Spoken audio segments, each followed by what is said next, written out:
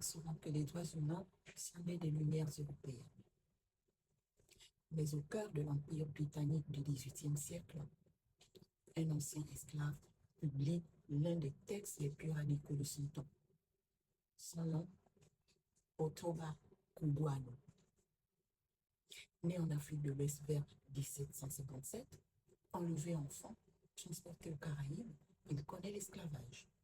Il est affranchi en Angleterre. À Londres, il entre en contact avec les milieux abolitionnistes. En 1787, il publie un livre, Thoughts and Sentiments of the Evil and Wicked Traffic of Slavery and Commerce of the Human Species. Ce n'est pas un texte modéré. Il affirme que l'esclavage viole la loi divine, l'esclavage viole la loi naturelle, l'esclavage a le droit moral de se révolter. Les esclaves, je veux dire, ont le droit moral de se révolter.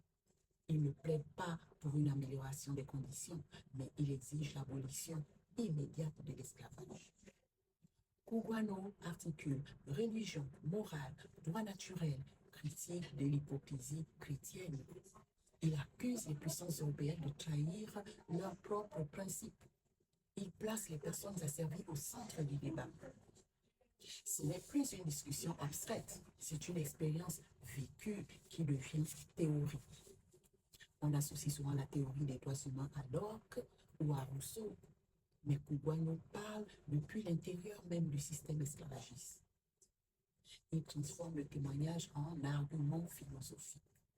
Il oblige à repenser qui produit la théorie politique, qui parle au nom de l'universel.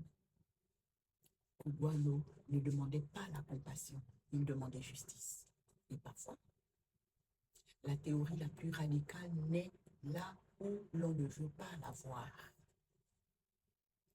Je suis Judith Théa, ici, on parle d'histoire pour relier les mondes.